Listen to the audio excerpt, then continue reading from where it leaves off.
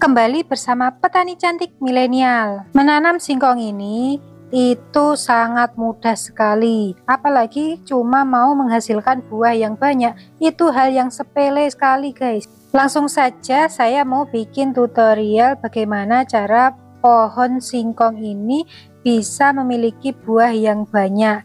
Ikuti terus video ini sampai selesai ya.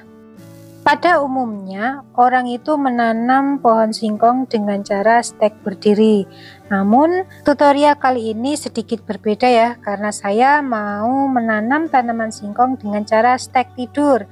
Cara ini begitu efektif untuk memaksimalkan buah singkong yang akan kita tanam. Metode ini belum banyak diketahui oleh banyak orang, namun ketika kalian sudah pernah mencoba dan berhasil, kalian pasti ketagihan dengan cara yang aku bagikan ini. Metode stek tidur ini selain menghemat bibit, ini juga bisa menghasilkan buah yang begitu lebat, dan ketika kalian ingin fokus terhadap sayur ataupun daunnya, itu juga sangat bisa sekali. Menurut saya, cara ini lebih efektif jika dibandingkan dengan stek berdiri. Walaupun pada umumnya petani kita selalu menggunakan cara stek berdiri untuk menanam singkong pada lahannya. Ya karena memang cara itu sudah turun-temurun dan tentunya sangat menghemat waktu ya.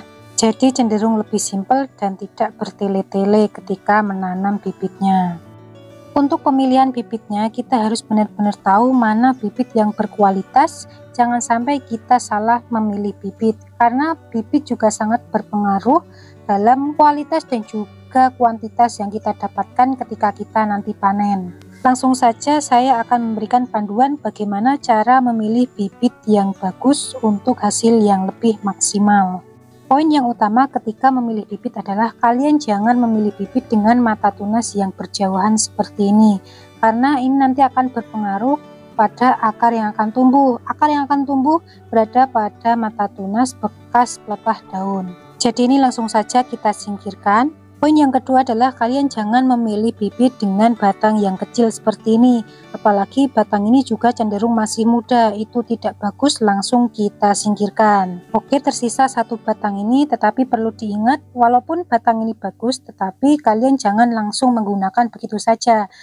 Batang pada bagian pangkal tentunya tidak bagus untuk kita buat bibit karena ini sudah terlalu tua, dan walaupun nanti dia akan tumbuh, tunasnya tidak akan subur. Jadi sebaiknya kita pangkas kira-kira 30 cm di bagian paling bawah batang pohon. Pada umumnya seseorang memilih bibit singkong itu cenderung ngasal ya, jadi asalkan hidup tapi dia tidak memperhatikan kualitas. Untuk ukurannya tidak perlu panjang-panjang, cukup satu telapak lebih 2 jari. Ini sudah cukup, makanya saya bilang ini begitu menghemat bibit. Langsung saja kita potong, tapi perlu diingat kalian jangan memangkas pas pada mata tunasnya. Sebaiknya ambil sebelum ataupun sesudah mata tunas. Jadi untuk bibit yang bagus itu tidak terlalu tua dan tidak juga terlalu muda, yang pastinya mata tunasnya berdekatan seperti ini. Ini saya sudah dapatkan 2 sampel, ini untuk sampel stek tidur dan ini untuk stek berdiri.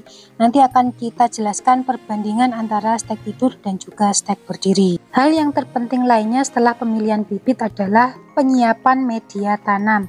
Sebaiknya ketika kalian ingin menanam tanaman singkong, kalian harus membuat galengan atau gundukan seperti ini. Manfaat dari gundukan tanah seperti ini adalah agar terhindar dari pemadatan pada area sekitar tanaman yang akan menyulitkan kita dalam memanen. Selain itu, tanah yang padat akan mempengaruhi perkembangan dan juga kesuburan tanaman singkong, dan tentunya akan mempengaruhi sekali hasil panen kita nantinya. Pada umumnya, orang itu menanam dengan cara stek berdiri seperti ini.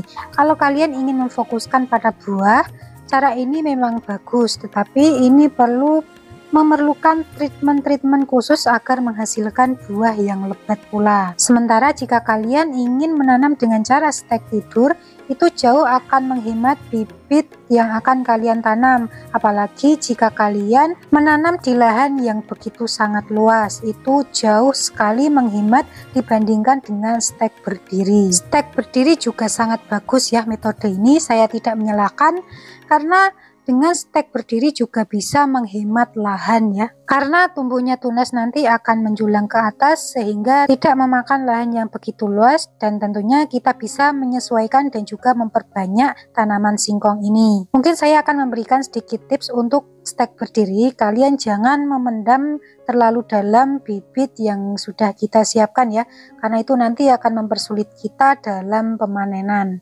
Sejenak kita tinggalkan stek berdiri ya, karena semua orang pasti bisa melakukannya. Oke, langsung saja kita beralih membahas tentang stek tidur. Tidak semua orang tahu cara metode ini yang benar ya.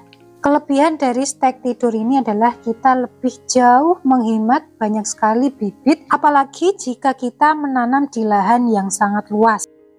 Perlu diketahui, untuk stek tidur ini tumbuhnya akar akan muncul di area sekitaran tunas-tunas bekas dedaunan ini. Nah, lebih bagusnya lagi, metode stek tidur ini bisa kita fokuskan untuk sayur ataupun bisa kita fokuskan untuk ubi atau singkongnya. Tips dari saya, ketika kalian ingin memfokuskan daun atau untuk sayur, kalian tidak perlu memangkas tunas-tunas yang telah tumbuh pada batang singkong ini. Tetapi jika kalian ingin memfokuskan pada singkong ataupun ubinya, kalian harus memangkas tunas dan cukup sisakan 2 atau 3 tunas saja, agar pohon singkong ini lebih fokus menyimpan cadangan makanannya ke dalam ubi ataupun singkong. Kemudian untuk pertumbuhannya, stek tidur ini akarnya akan muncul pada area sisi kanan dan juga sisi kiri, dan tentunya sisi ke dalam pula, yang nantinya akan muncul ubi-ubi ataupun singkong-singkong yang akan kita panen nantinya. Dengan cara stek tidur ini bisa menghasilkan buah yang begitu banyak maupun lebat, dan tentunya kita juga bisa menghemat banyak sekali bibit. Ada juga seseorang yang menanam dengan cara stek miring seperti ini.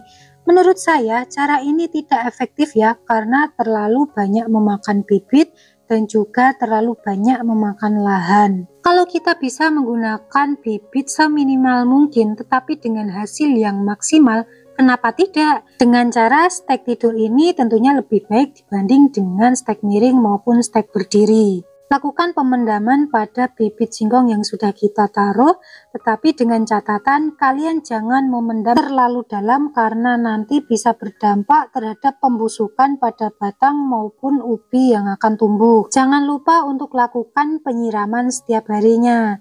Kita harus selalu menjaga kelembaban dan juga menjaga kecukupan kadar air pada area sekitar tanaman, karena tanaman yang masih sangat baru masih begitu sangat membutuhkan kadar air yang cukup dan juga nutrisi yang cukup ya tentunya, sehingga kita harus memperhatikan betul-betul nutrisi dan juga kadar air yang ada pada dalam tanah.